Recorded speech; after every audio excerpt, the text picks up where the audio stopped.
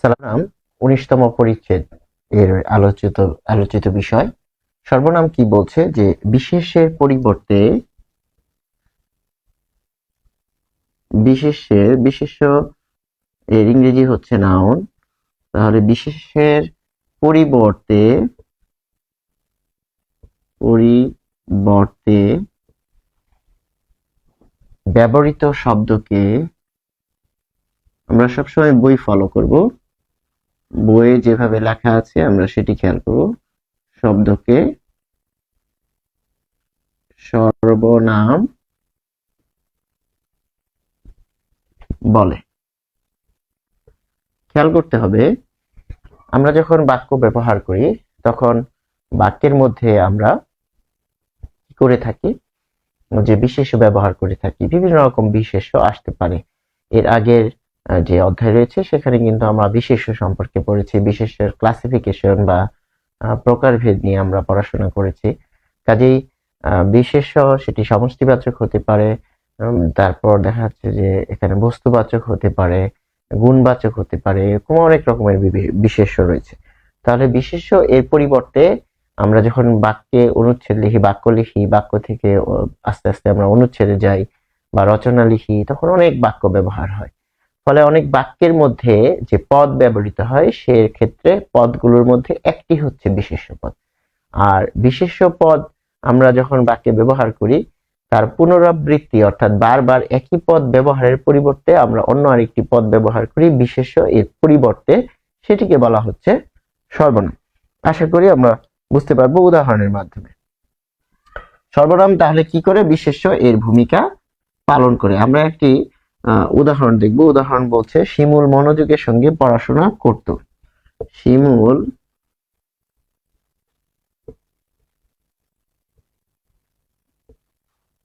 মনোযোগের সঙ্গে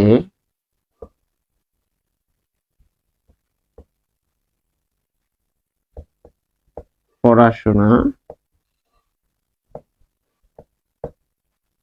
করত। এই যে শিমুল মনোযোগের সঙ্গে পড়াশোনা করত, এরপর কি রয়েছে, তাই সে পরীক্ষায় ভালো করেছে। এটিকে আমরা ইনভার্টেড কমার মধ্যে রাখবো। এখানে লিখে নেই, তাই সে পরীক্ষায়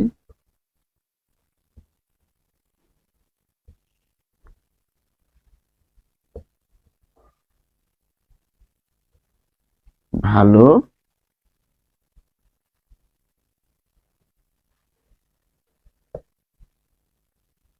করেছে।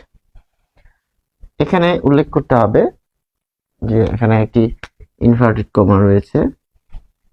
এই যে একটি বাক্য লিখলাম, দুটি বাক্য লিখলাম, এই দুটি বাক্যের মধ্যে প্রথমে এখানে একটি সাবজেক্ট রয়েছে বা এখানে একটি বিশেষ্য পদ রয়েছে। এখানে শিমুল কি একটি নাম, তাহলে এটি হচ্ছে নাম বিশেষ্য, এটিকে আমরা বলবো বিশেষ্য।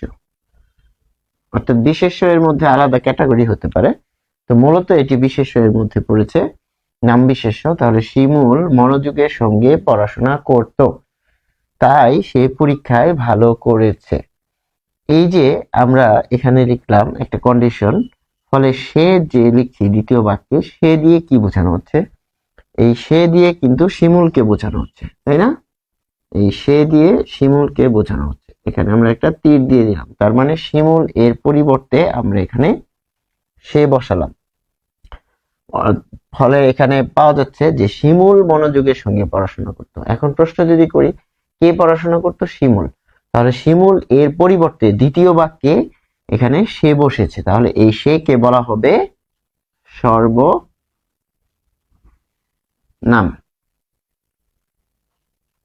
এটি আমাদের যে উদাহরণ সমাসের সর্বনামের যে এখানে সংজ্ঞা রয়েছে সেই সংজ্ঞাকে সমর্থন করছে। ফলে স্পষ্ট হয়ে যাচ্ছে যে বিশেষ্য এর পরিবর্তে কে বসে থাকে? সর্বনাম বসে থাকে। আমরা এখানে আরো উদাহরণ দিতে পারি যে যারা ভালো পড়ে তারা ভালো করে। যারা ভালো পড়ে, তো দেখা যাচ্ছে এখানে যদি লিখি যারা ভালো পড়ে তারা ভালো করে। খেয়াল করার বিষয় হচ্ছে এখানে এই কারা ভালো করে, এখানে যদি প্রশ্ন করি যে কারা ভালো করে, এই অংশটুকুকে বলি যে কারা ভালো করে, তাহলে যারা ভালো পড়ে, অর্থাৎ এখানে কিন্তু আমরা এটির সাথে এটি লিঙ্কড পাচ্ছি, এই বিষয়টিও সর্বনামের মধ্যে পড়ে। আমরা যখন ক্লাসিফিকেশন বা সর্বনামের প্রকার ভেদ আলোচনা করব তখন আমরা স্পষ্ট করব যে এই যারা তারা কোন সর্বনামের মধ্যে পড়েছে।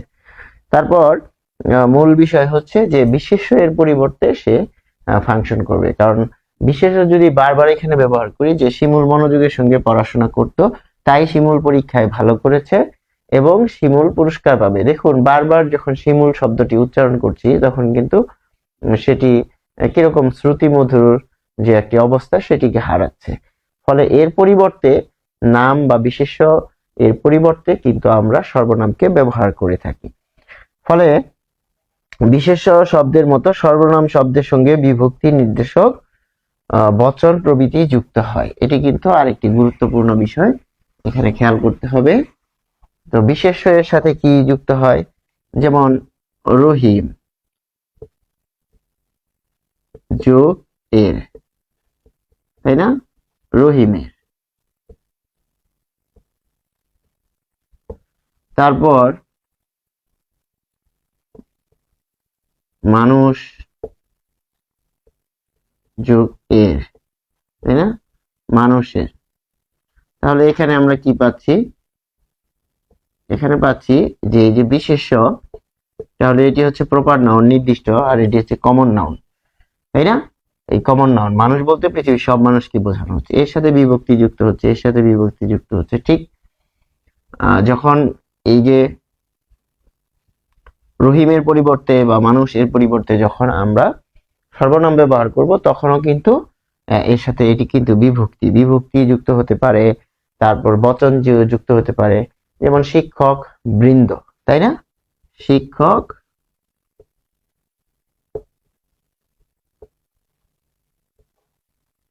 বৃন্দ। এই যে শিক্ষক শব্দটি যুক্ত হলো সেই এর সাথে কিন্তু বৃন্দ এটি যুক্ত হয়েছে। তার মানে কি বচন যুক্ত হয় কিসের সাথে, এখানে বিশেষ্য পদের সাথে বচন যুক্ত হতে পারে, তারপর আরো নির্দেশক যুক্ত হতে পারে, যেমন কলম, কলম, কলম একটি নামপদ নাউন, এর সাথে কি যুক্ত হচ্ছে, কলমটি। তাহলে কলমটি ভালো লেখে, কলমটি ভালো লিখে, এটি বললাম। এরপর যদি আমি আরেকটি বাক্য লিখি যে এটি, তাই না, এটি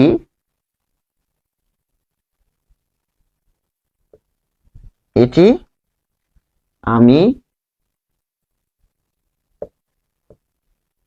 গতকাল কিনেছি। তাহলে এটি হচ্ছে প্রথম বাক্য, এরপরের লাইনটা এটি হচ্ছে 2 নাম্বার বাক্য। আর কলমটি ভালো লিখে এটি আমি গতকাল কিনেছি। তাহলে দেখুন এখানেও টি রয়েছে, এখানেও কিন্তু টি রয়েছে। ফলে সর্বনাম কি করছে, সর্বনাম না বিশেষ্য এর পরিবর্তে বসবে তো অবশ্যই। তো বিশেষ্য যেরকম পদাশ্রিত নির্দেশক বা নির্দেশককে গ্রহণ করে, বচনকে গ্রহণ করে, বিভক্তিকে গ্রহণ করে, ঠিক এরকম ভাবে সর্বনামও বিভক্তিকে গ্রহণ করবে।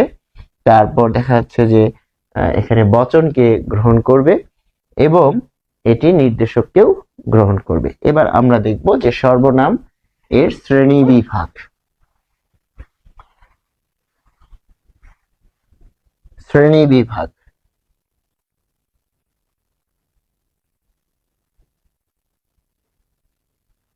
কি কি শ্রেণী বিভাগ রয়েছে আমরা খেয়াল করব যে প্রথমে আসবো যে ব্যক্তিবাচক সর্বনাম।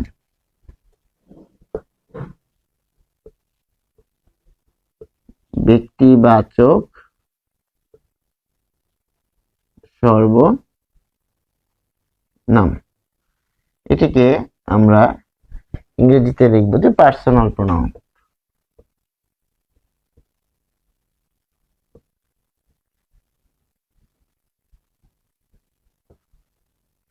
পার্সোনাল প্রোনাউন এখানে কি কি আসতে পারে, যে ব্যক্তিবাচক সর্বনাম ব্যক্তি নামের পরিবর্তে বসে, তাহলে ব্যক্তিবাচক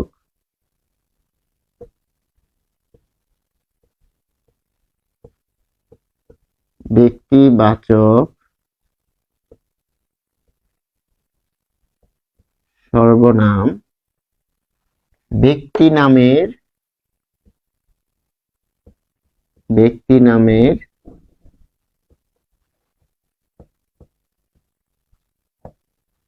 পরিবর্তে বসে, সেটি আমরা উদাহরণ দেখব। কিরকম, যেমন তুমি, তোমরা, আমি, আমরা বক্তা পক্ষের সর্বনাম, এর মধ্যে আবার এটি আবার 3 ধরনের, তাহলে এটি কি 3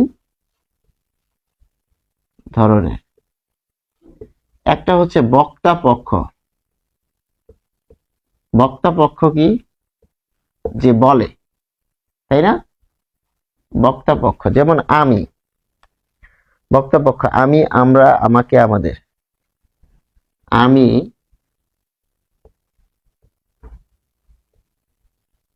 আমরা, আমাদের। একটা উদাহরণ দেই, আমি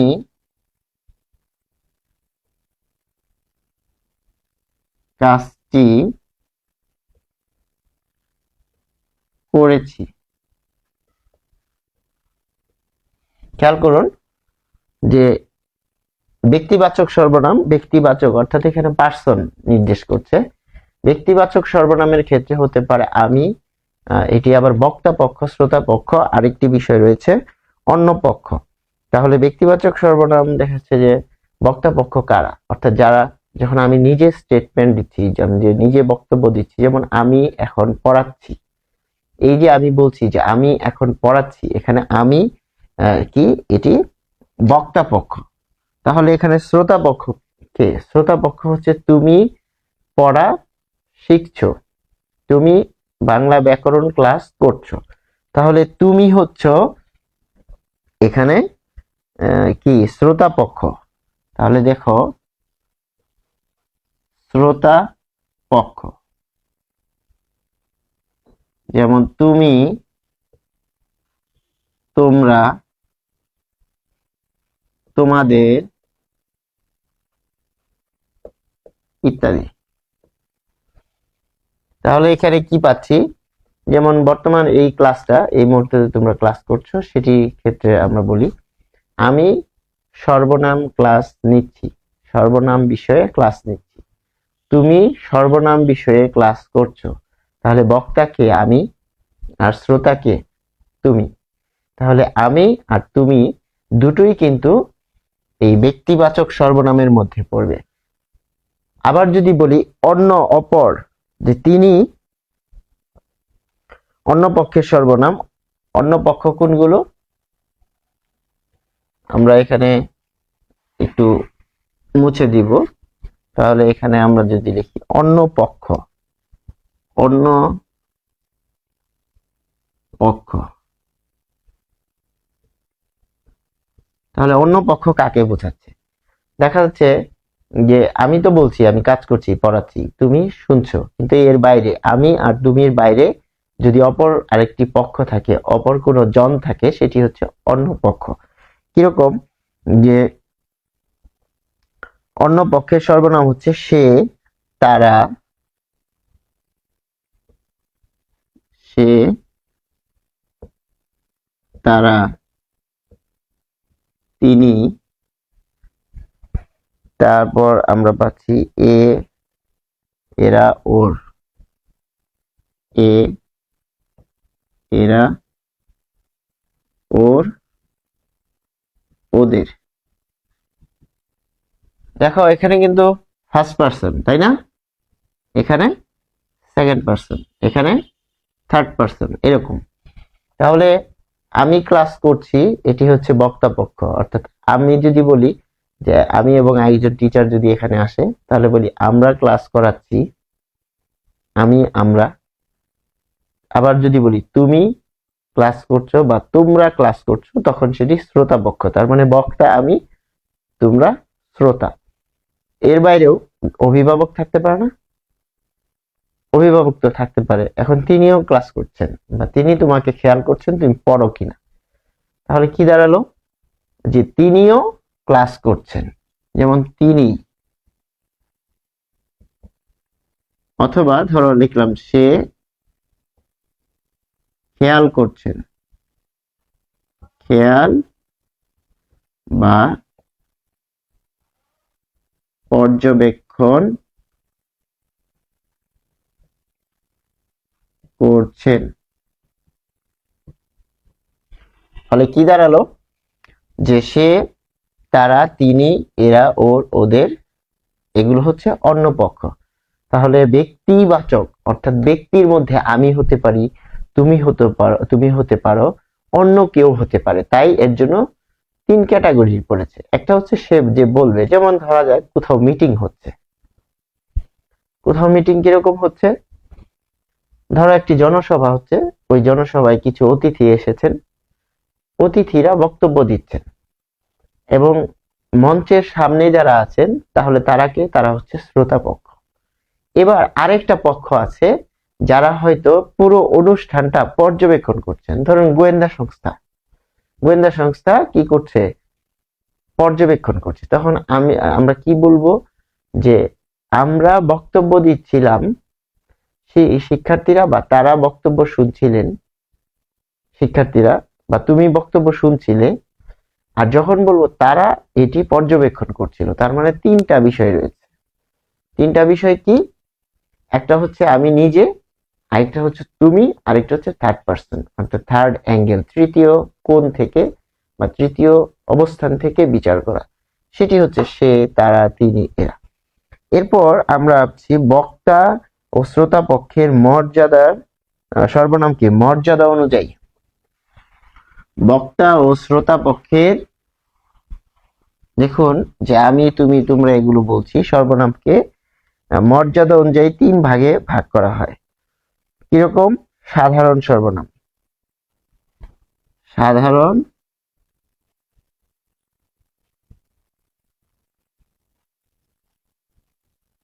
সর্বনাম, তারপর হচ্ছে মানি সর্বনাম, আরেকটা রয়েছে ঘনিষ্ঠ সর্বনাম, ঘনিষ্ঠ ঘনিষ্ঠ সর্বনাম। কিরকম? যেমন সে কাজটি করেছে, সে, অথবা লিখলাম তিনি, আচ্ছা দুইবার লিখবো, সে কাজটি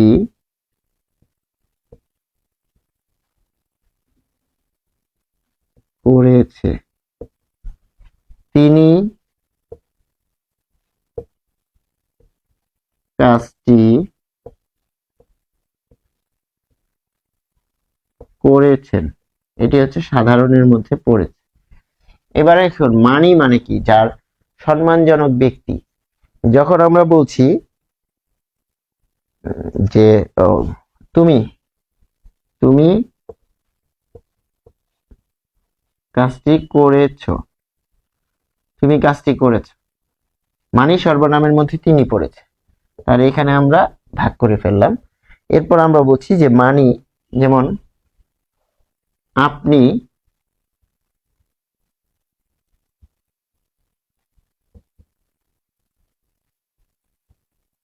আপনি কাজটি করেছেন, তিনি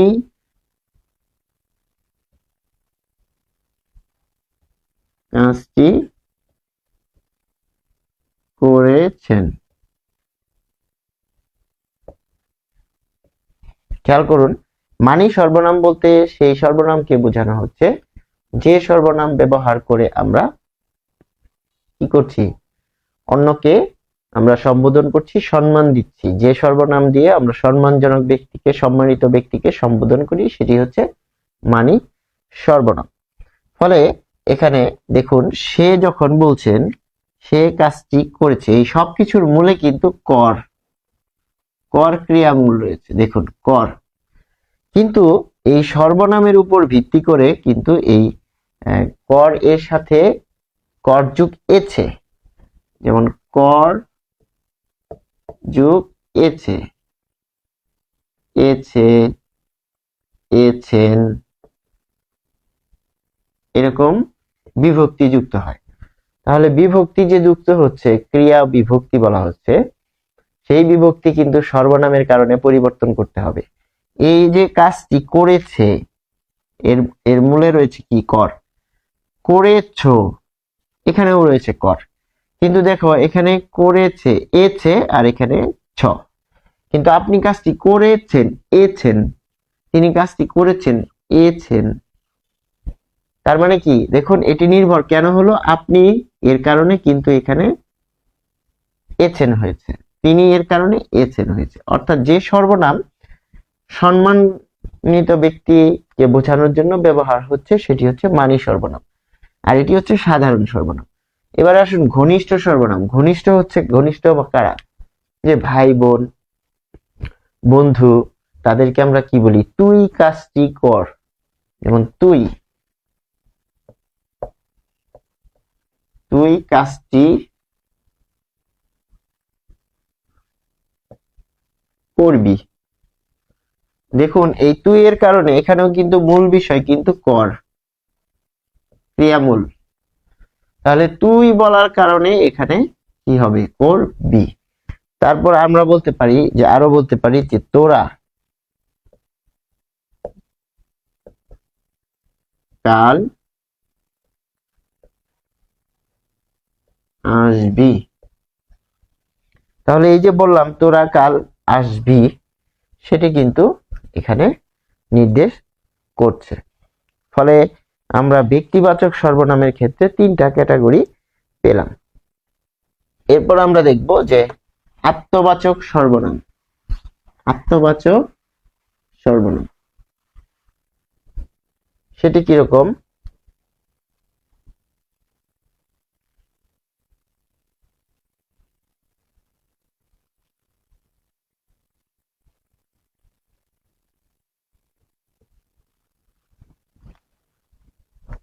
কর্তা নিজেই কোনো কাজ করছে, এই ভাবটি জোর দিয়ে বোঝানোর জন্য। কর্তা নিজেই কাজটি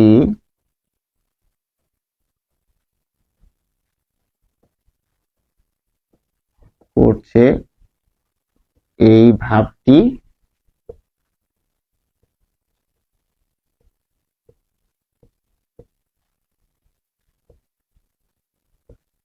বোঝানোর জন্য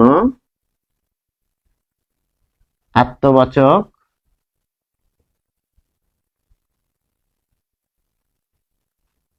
সর্বনাম ব্যবহৃত হয়।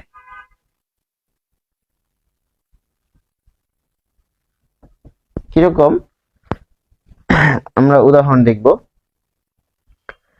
নিজে, সে নিজে অঙ্কটা করেছে, সে নিজে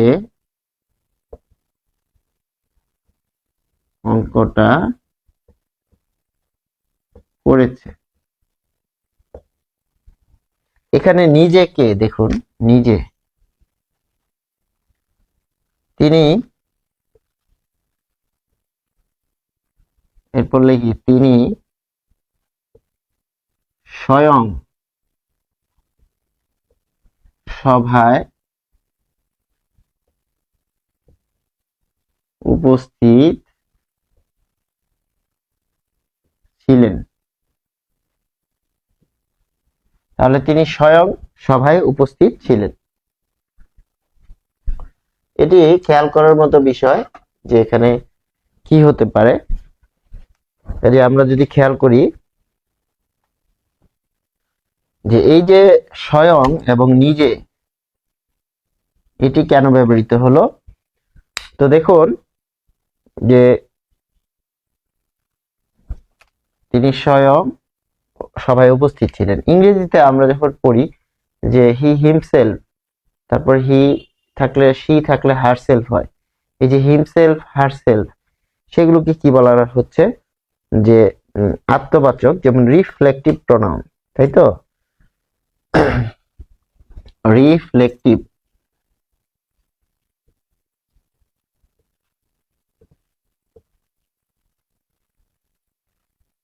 রিফ্লেকটিভ প্রোনাউন হচ্ছে আত্মবাচক সর্বনাম।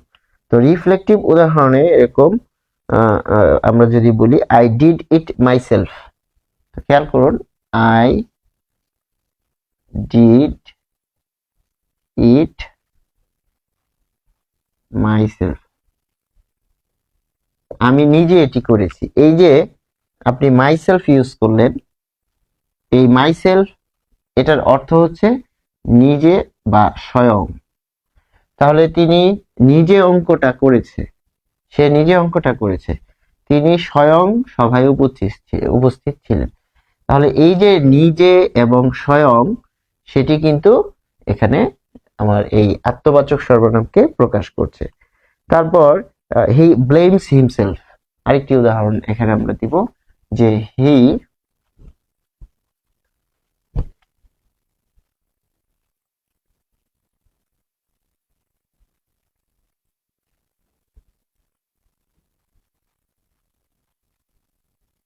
দেখুন যে হি থাকার কারণে এখানে কি হলো, হিমসেলফ হলো। হি ব্লেমস হিমসেলফ, সে নিজেকেই দোষ দেয়।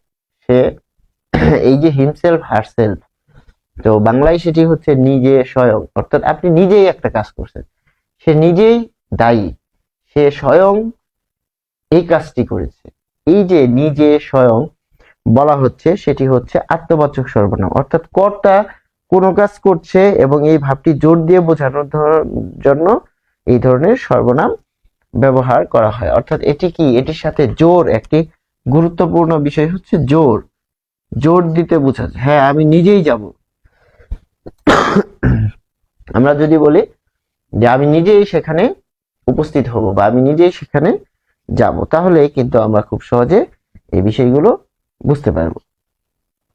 এরপর আমরা দেখব যে নির্দেশক সর্বনাম, যে সর্বনাম নৈকট্য বা দূরত্ব নির্দেশ করে।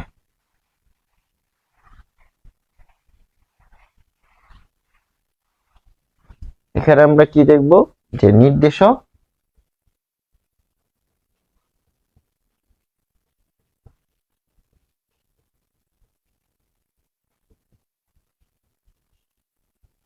ধরা যাক এটা হচ্ছে সেন্টার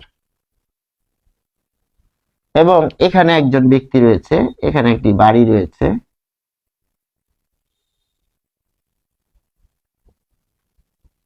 তাহলে এখানে একটা ডিস্টেন্স রয়েছে, তাই না।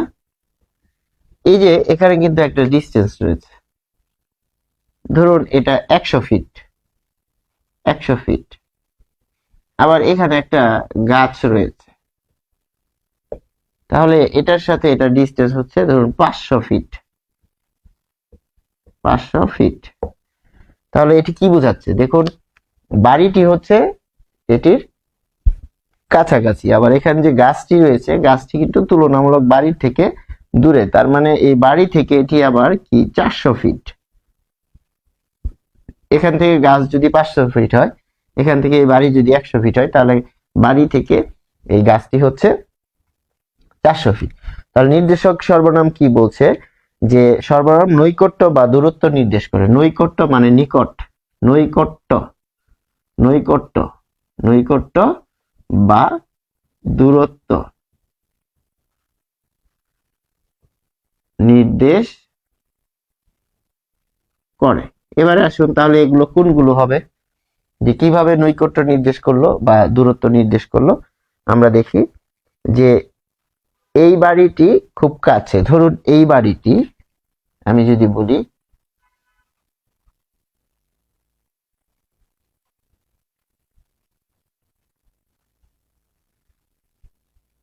তাহলে এটি যদি বলে স্কুল, ধরুন এটি স্কুল, এই বাড়িটি স্কুল থেকে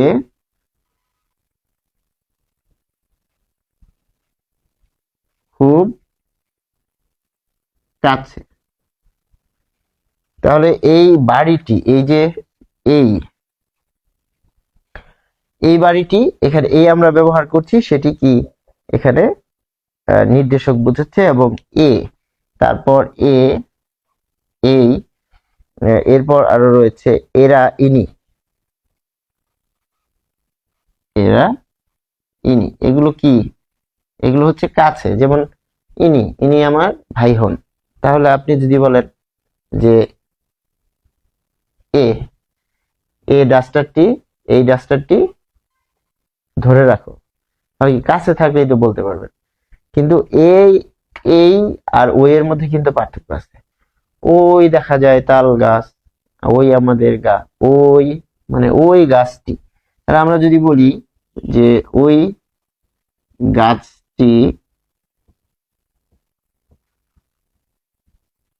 দেখা যায়, তাহলে এখানে দুটি বিষয় রয়েছে।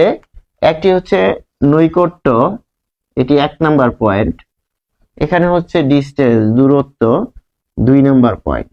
তাহলে নির্দেশক মানে কি, চিহ্ন করছে, যে নির্দেশ করছে এই ওই। এখানে দুটি সিম্বল রয়েছে, একটি হচ্ছে দৃশ্যমান, আরেকটি হচ্ছে দৃশ্যমান নয়। ফলে এখানে কিন্তু একটি বেসিক যে পার্থক্য সেটি আমরা দেখতে পাচ্ছি। তাহলে এই ক্ষেত্রে এই এরা, ইনি, এরা, ইনি, এই, এখানে কয়টা পাচ্ছি, চারটা সর্বনাম এখানে পাচ্ছি, এবং এই 4টি সর্বনাম কে আমরা বলছি নির্দেশক সর্বনামের মধ্যে নৈকট্য নির্দেশক। এরপর আমরা পাচ্ছি যে নৈকট্য নির্দেশকের বাইরে আমরা পাচ্ছি কি, দূর নির্দেশক। যেমন ওই, ওরা, উনি, ওই, ওরা, উনি। তাহলে দূর নির্দেশক কি, উনি এখানে এসেছিলেন, উনি এখানে এসেছিলেন। তারপর আমরা যদি বলি ওই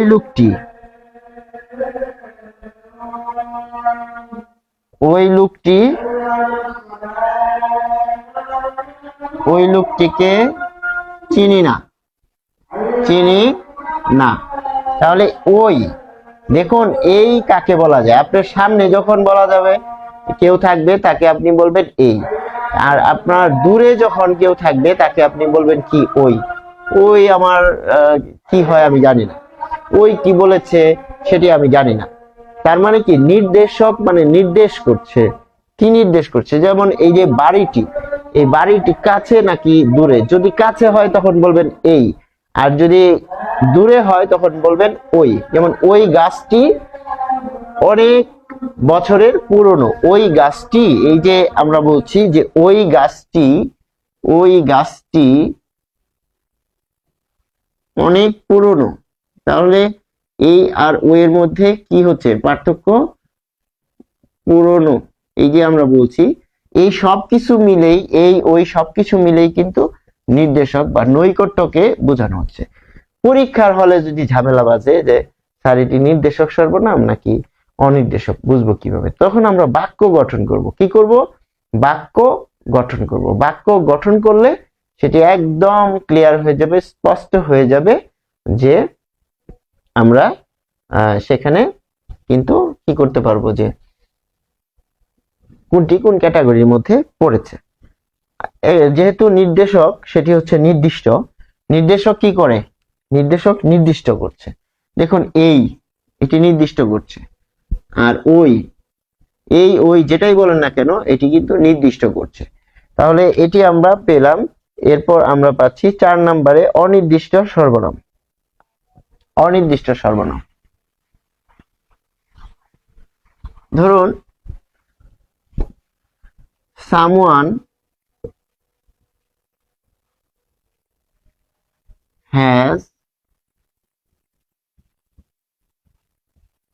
stolen the pen। তাহলে এটির বাংলা কি? এটির বাংলা হচ্ছে কেউ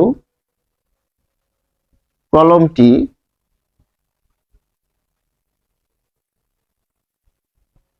চুরি করেছে।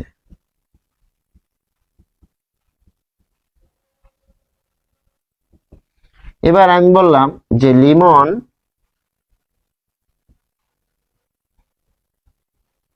কলমটি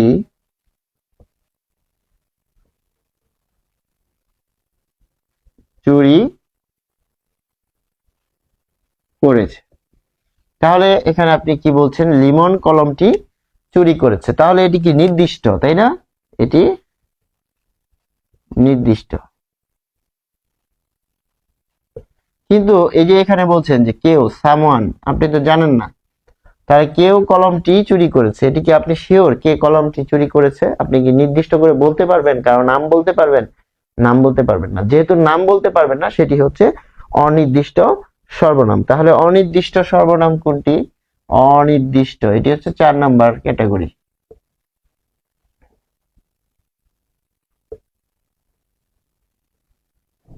অনির্দিষ্ট সর্বনাম।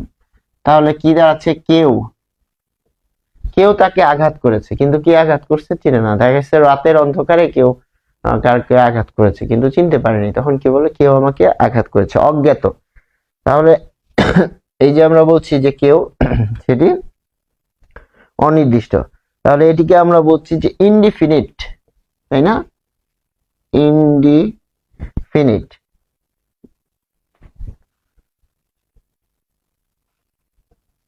ইনডিফিনিট যে প্রোনাউন, সেটি হচ্ছে অনির্দিষ্ট সর্বনাম। তাহলে এটি কি দাঁড়াচ্ছে? Anyone can do this. ধরেন আরেকটি বাক্য লিখলাম, anyone can apply for the post.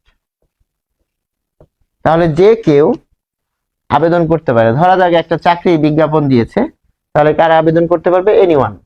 তাহলে এনিওয়ান মানে কি? যে কেউ। আর এখানে বলছি যে সামওয়ান, তাহলে নির্দিষ্ট নয়, এখানে যে কেউ। ফলে কেউ, যে কেউ বা কেউ, সেটি হচ্ছে নির্দিষ্ট নির্দেশক সর্বনাম, নির্দিষ্ট অনির্দিষ্ট সর্বনাম। যেমন কোথাও কেউ নেই, কোথাও। তোমার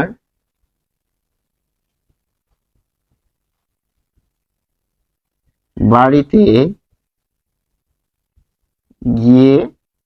গিয়েছিলাম, কিন্তু দেখলাম কোথাও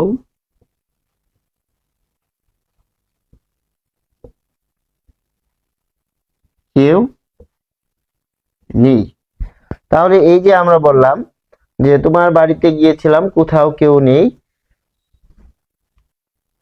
ঠিক আছে?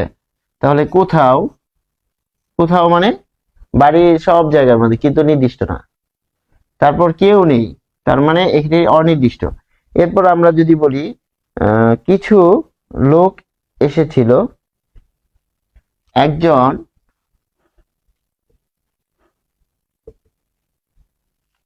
লোক এসেছিল। তাহলে এই যে আমরা বললাম একজন লোক এসেছিল, তার নাম কি জানি? জানি না। তাহলে যেহেতু চিনি না, জানি না, বলতে পারি না, স্পেসিফিক নির্দিষ্ট করতে পারছি না, তাই সেটি হচ্ছে একজন। তারপর কিছু, কিছু কি করা যায়? কিছু কি করা যায়? কিছুটা কি? অর্থাৎ আমরা, ধরা যাক কোনো বন্ধু বিপদে পড়েছে, তখন আরেক বন্ধু প্রস্তাব দিল কিছু কি করা যায়। তাহলে কিছু যে করা যায়, কিছুটা কি? নির্দিষ্ট, টাকা দিয়ে হেল্প করা বা সেবা করা বা সান্ত্বনা দেওয়া অনেক কিছুই হতে পারে, কিন্তু যে কিছু দিয়ে বোঝাচ্ছে একটা সুনির্দিষ্ট কিছু না, তার মানে নির্দিষ্ট নয়, ফলে এটিকে আমরা বলছি যে অনির্দিষ্ট যে সর্বনাম। এরপর আমরা আসি যে প্রশ্নবাচক সর্বনাম। প্রশ্নবাচক সর্বনাম কোনগুলো? যেগুলো দিয়ে আপনি প্রশ্ন করতে পারবেন। প্রশ্নবাচক প্রশ্নবাচক সর্বনাম কি কোনগুলো? যেমন কে, কারা, কাকে, কার, কি। কে, কারা, কাকে, কি, অর্থাৎ যেগুলো দিয়ে আমরা প্রশ্ন করি। যেমন কে এসেছে,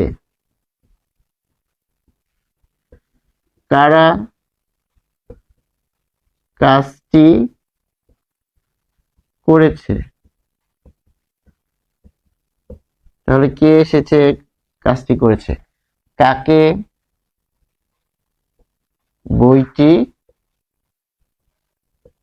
দিব। দেখুন সবগুলো শেষে কিন্তু এই যে প্রশ্নবোধক চিহ্ন রয়েছে। প্রশ্নবোধক চিহ্ন কেন দিচ্ছি? কারণ এটি বাক্যর গঠনটাই হচ্ছে প্রশ্নবোধক, এবং এর জন্য এখানে প্রশ্নবোধক চিহ্ন দিচ্ছি। এবং এটি নির্ধারিত হওয়ার কারণ কি? এই যে দেখুন কে, কারা, কাকে, এটি দিয়ে প্রশ্ন করছি। তারপর আমরা এরকম বলি যে কি দিয়ে ভাত খায়। কি দিয়ে ভাত খায়। তাহলে সে কি দিয়ে ভাত খায় সেটি আমরা জানার চেষ্টা করছি। ফলে কি, কে, কারা, কাকে, এগুলো প্রশ্নবাচক সর্বনাম নির্দেশ করছে। তাহলে সাপেক্ষ সর্বনাম। এরপর আমরা দেখব যে সাপেক্ষ সর্বনাম। সাপেক্ষ সর্বনাম রিলেটিভ।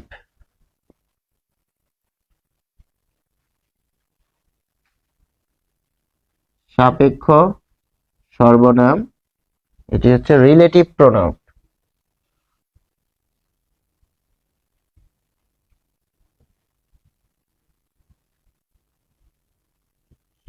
রিলেটিভ প্রোনাউন কি আমরা দেখব যে সাপেক্ষ কি। ধরা যাক এখানে একটি গাছ রয়েছে, আর এখানে একটা বাড়ি রয়েছে, ঠিক আছে? তাহলে এই যে বাড়িটি রইল এখানে, একটি সাপেক্ষে আরেকটি কত দূর? এটি হচ্ছে ক, এটি হচ্ছে খ। এখন সাপেক্ষে কি? রিলেটেড, একটি আরেকটির সাথে রিলেটেড। যেমন দূরত্ব হতে পারে, তারপর মূল্য হতে পারে। যেমন গাছটির সাপেক্ষে বাড়িটি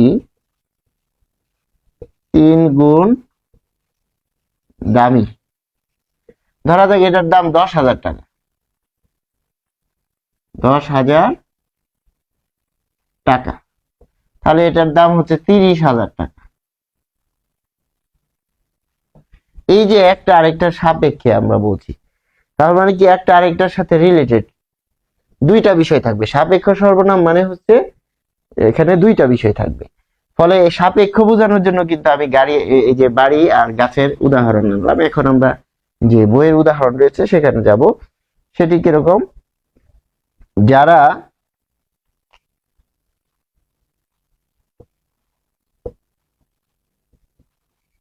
নিয়মিত পড়ালেখা করে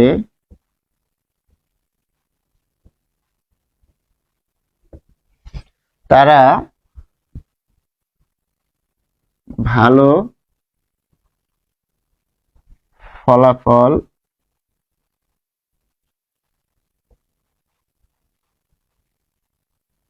অর্জন করে। তাহলে আমরা কি পেলাম? যারা নিয়মিত পড়ালেখা করে তারা ভালো ফলাফল অর্জন করে। তাহলে এখানে কিন্তু খেয়াল করতে হবে যে এই যে যৌগিক বাক্য আছে না, বাক্য গঠনে যৌগিক বাক্যের মধ্যে এই সাপেক্ষ সর্বনাম ব্যবহার হয়। যৌগিক বাক্যের মধ্যে একটা কি থাকে, একটা হচ্ছে প্রধান খণ্ড বাক্য থাকে অর্থাৎ প্রিন্সিপাল ক্লজ থাকে, আরেকটা থাকে সাবঅর্ডিনেট ক্লজ অর্থাৎ আশ্রিত খণ্ড বাক্য। তার মানে একটা ফাউন্ডেশনের উপরে অন্যটা জড়িত থাকে, অর্থাৎ একটা বাক্য একটা প্রধান বাক্য থাকে, ওই বাক্যের সাথে অন্য অপ্রধান বাক্য থাকে, ফলে একটা আরেকটার সাথে রিলেটেড। একটা আরেকটার বাদ দিলে যদি আপনি প্রধান খণ্ড বাক্যকে বাদ দেন, তখন অপ্রধান বাক্যটা কি বিপদে পড়ে যাবে, মানে তার অস্তিত্ব থাকবে না। তার মানে কি দাঁড়াচ্ছে, এখানে আসলে দুইটা বাক্য থাকে এবং এই দুইটা বাক্য একটা আরেকটার সাথে রিলেটেড থাকে, তাহলে তারা ভালো ফলাফল অর্জন করে। প্রশ্ন জাগে না, তারা ভালো ফলাফল অর্জন করে। তাহলে এই যে অংশটুকু, এটা কিন্তু এই অংশটুকু থেকে এই অংশটুকু, এই পুরো অংশটুকু কিন্তু কি এর উপর নির্ভরশীল। যারা নিয়মিত পড়াশোনা করে, যারা নিয়মিত পড়াশোনা করে তারা ভালো ফল করে। ফলে এই যারা আর তারা কিন্তু এখানে দেখা যাচ্ছে যে একে অপরের সাথে সাপেক্ষে ব্যবহার হয়েছে। যেমন কর্ম তেমন ফল। যেমন যিনি জজ, কর্মধারয় সমাস। যিনি জজ তিনি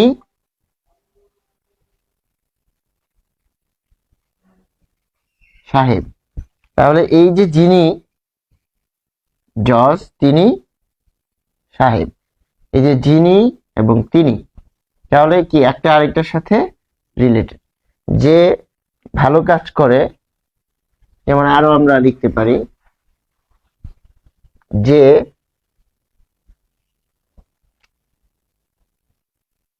যে পরিশ্রম করে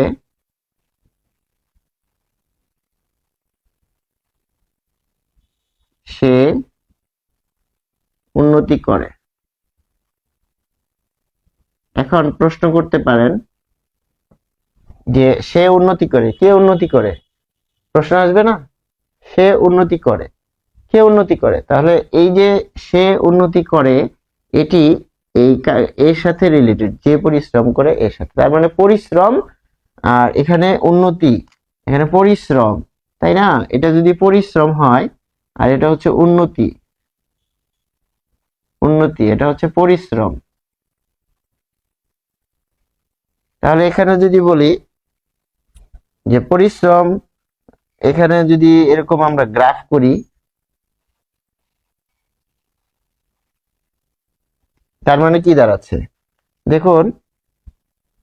আপনি যদি এই লেভেলের ঘন্টা, এটা ঘন্টা, এটা হচ্ছে উন্নতির গ্রাফ, ঠিক আছে? এটা এক্স অক্ষ, এটা হচ্ছে ওয়াই অক্ষ। তাহলে আপনি যদি পরিশ্রম এই এই কয় ঘন্টা করেন তাহলে উন্নতি এখানে হবে। পরিশ্রম যদি এখানে যান তাহলে উন্নতি এখানে হবে।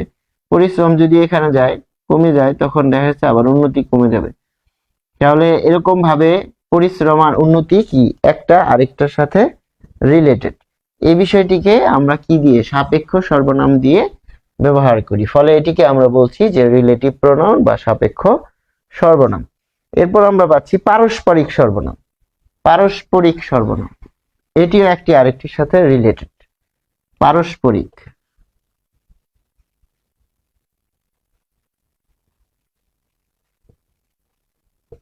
পারস্পরিক সর্বনাম কি?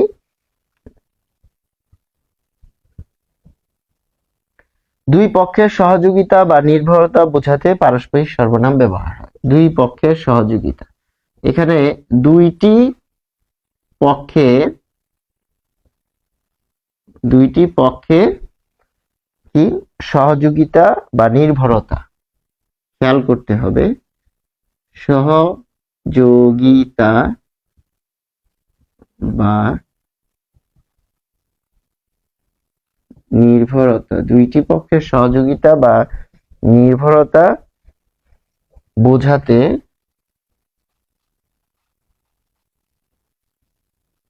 পারস্পরিক সর্বনাম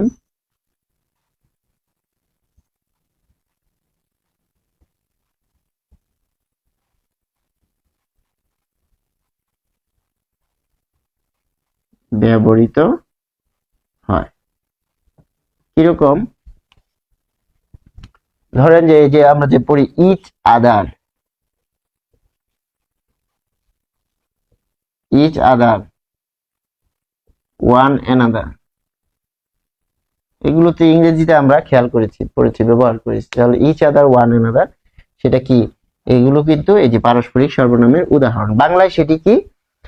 পরস্পর, নিজেরা নিজেরা, এই বিষয়টিকে আমরা পারস্পরিক সর্বনাম হিসেবে জানি যে পরস্পর,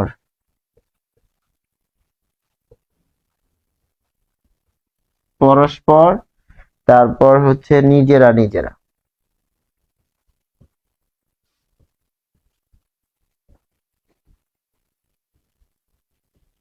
দেখুন এখানে খুব গুরুত্বপূর্ণ একটি কথা রয়েছে, দুইটি পক্ষ থাকবে।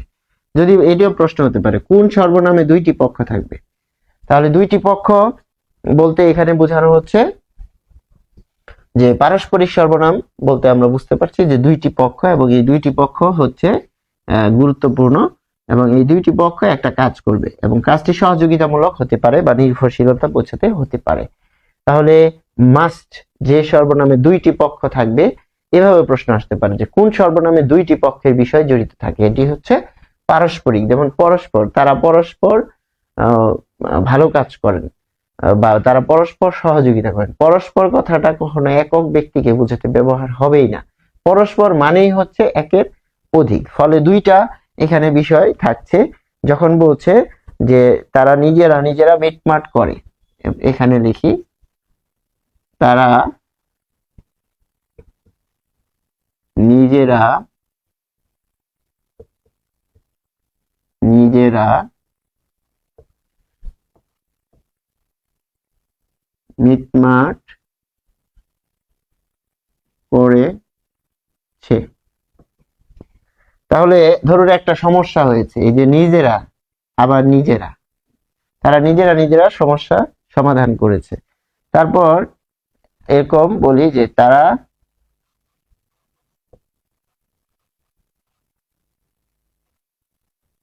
পরস্পর বা পারস্পরিক বদলি হয়েছে। তাহলে দেখুন এখানে খেয়াল করুন যে পরস্পর বা পারস্পরিক বদলি, এটি কি? ধরুন একজন আছে সিলেট, আরেকজন আছে ঢাকা। তাহলে সিলেট আর ঢাকায়, এখন সিলেটের লোক যাবে ঢাকায়, একজনের পোস্টিং হচ্ছে চাকরির ক্ষেত্রে সিলেট, তার বাড়ি কি ঢাকায়। এখন ঢাকার লোক তো ঢাকায় যাওয়ার চেষ্টা করবে, কিন্তু বদলির নিয়ম হচ্ছে এখন বদলি করা যাবে না। যদি সম্ভব হয় যে ওই জায়গার কেউ যদি আসে তাহলে আপনাকে আমি যেতে দিব। ধরেন বস বলল যে সিলেট থেকে যদি কাউকে আনতে পারেন তাহলে আমি আপনাকে ছেড়ে দিব, কারণ আমি যে আপনাকে ছাড়বো তাহলে আমার এই জায়গাটা খালি হয়ে যাবে, তখন কাজ করতে সমস্যা হবে। তাহলে করণীয় কি? করণীয় হচ্ছে বদলি হইতে হবে। এরকম ধরেন আপনি যে স্কুলে পড়েন সেটি থেকে আপনার চান্স হয়েছে আরেক স্কুলে, ফলে আপনি নিজের এলাকার স্কুলে পড়তে চান। ঠিক এরকম আপনি যেখানে আছেন ওখানে কেউ যেতে চায়, আর আপনি যেখানে যেতে চান ওখান থেকে কেউ আসতে চায়। তাহলে দুইজনই এসে দুইটা জায়গা সমান করে দেওয়া, সেটি হচ্ছে পারস্পরিক। ফলে পারস্পরিক বদলি হয়েছে, তারা পরস্পর বদলি হয়েছে। মানে কি? ঢাকার লোক সিলেটে গিয়েছে, সিলেটের লোক ঢাকায় গিয়েছে, নিজ বাড়িতে সে গিয়েছে। তার মানে কি? আসন খালি থাকলো না, কিন্তু তারা জায়গাটা এক্সচেঞ্জ করলো, অর্থাৎ এক্সচেঞ্জ করা, বিনিময় করছে। এটি হচ্ছে পারস্পরিক সর্বনাম। তাহলে এটি আমরা খেয়াল করলাম সকলবাচক সর্বনাম। এরপর আমরা দেখব যে সকলবাচক সর্বনাম, এটি হচ্ছে 8 নাম্বার পয়েন্ট। তার মানে কয়টা গেল? যে আরেকটা আছে, এরপর আরেকটা আছে, তার মানে 9 ধরনের সর্বনাম আমরা পাচ্ছি। এটি হচ্ছে সকল, এটি হচ্ছে 8 নাম্বার সকলবাচক সর্বনাম। সকল কথাটার মধ্যেই তো এখানে এই ক্লুটা রয়েছে যে এখানে আসলে কি হবে। সকল বা সাকুল্য, এটার আরেকটা নাম হচ্ছে সাকুল্য। সাকুল্য মানে হচ্ছে সব, ক্লিয়ার? সকল মানে কি? সব। সকলের আরেকটা এখানে সব পরিবর্তে ব্যবহৃত হয়, সেটা হচ্ছে সাকুল্য। এই সাকুল্য আর হচ্ছে সব একই অর্থ প্রকাশ করছে। ফলে সকল ব্যক্তি, বস্তু বা ভাবের সমষ্টি বোঝাতে। একটা হচ্ছে ব্যক্তি, ব্যক্তি। দুই হচ্ছে, এটা হচ্ছে এক, ভাব, ব্যক্তির ভাবের। তিন হচ্ছে, আরেকটা হচ্ছে বস্তুর, বস্তুর কি? দেখুন, সমষ্টি বোঝাবে। ব্যক্তির, বস্তুর আর ভাবের সমষ্টি বোঝাবে সকল বাচক বা সাকুল্যবাচক সর্বনাম। যেরকম সভায়, দেখুন সভায় সবাই উপস্থিত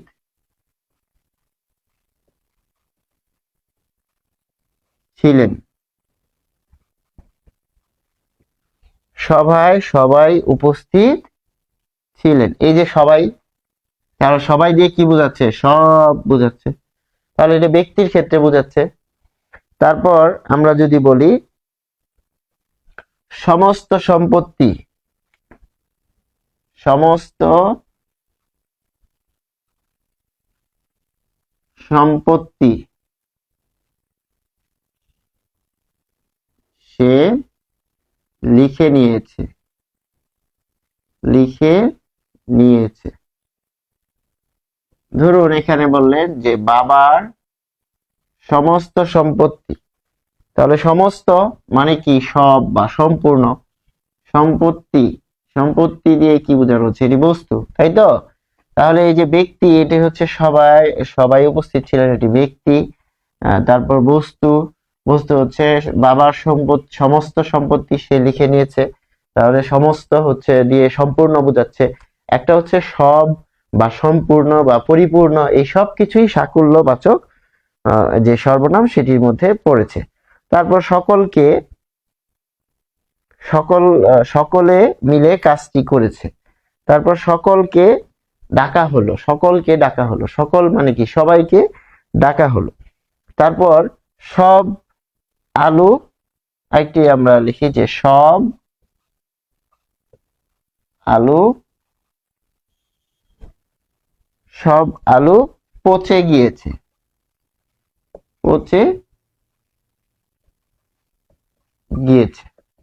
তাহলে এই যে সব, এটিও দিয়ে কিন্তু কি বোঝাচ্ছে? এই সাকুল্য বা সকলবাচক সর্বনামকে বোঝাচ্ছে। ফলে এই যে 8 নম্বর যে ক্যাটাগরি, সেটি কিন্তু আমরা স্পষ্ট হলাম। এরপর আমরা দেখব 9 নম্বরটি।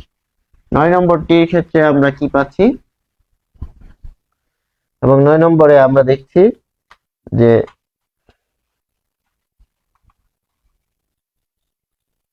আরেকটি বিষয়, সকলবাচক প্রোনাউন।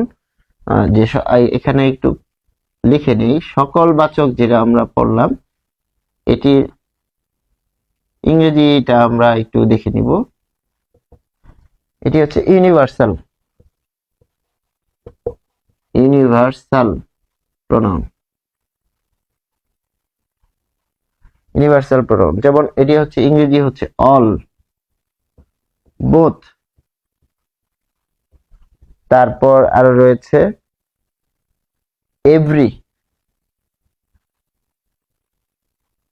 তাহলে all of them, all of the students went there, all of the students went there। all মানে কি? সকলে। both were present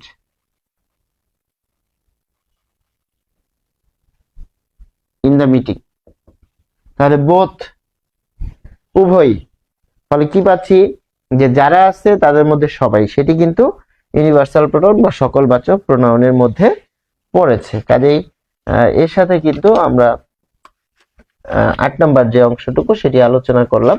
আইটি হচ্ছে অন্যবাচক সর্বনাম, নিজ ভিন্ন অন্য কোনো অনির্দিষ্ট ব্যক্তি। আচ্ছা, তাহলে এখানে আমরা পাচ্ছি 9 নাম্বার হচ্ছে অন্যবাচক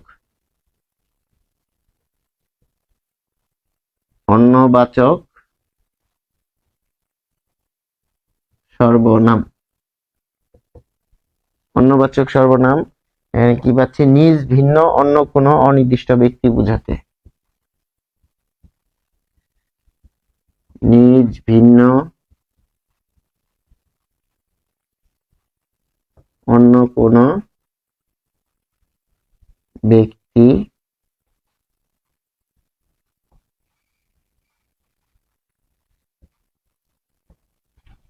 নিজ ভিন্ন অন্য কোনো ব্যক্তি বোঝাতে কি করা হচ্ছে, অন্যবাচক সর্বনাম ব্যবহৃত হয়। যেমন অন্যবাচক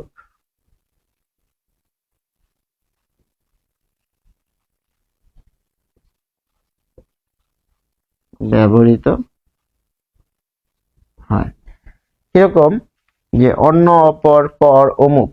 তাহলে এখানে আমরা দেখব যে অন্য, অপর,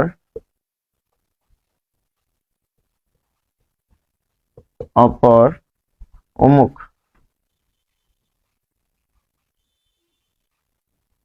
তাহলে আমি যদি বলি অমুক লোককে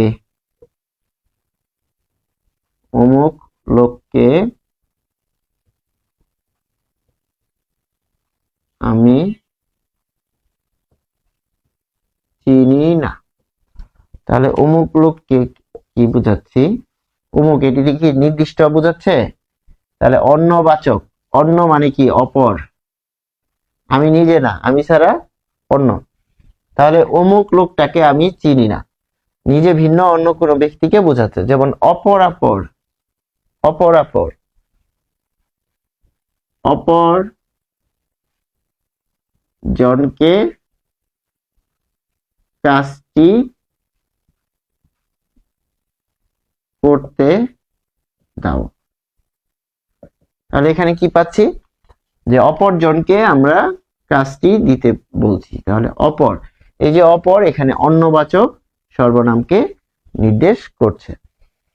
তারপর পর, আপন চেয়ে পর ভালো, তাই না? অনেকে এরকম বলে থাকে, আপন চেয়ে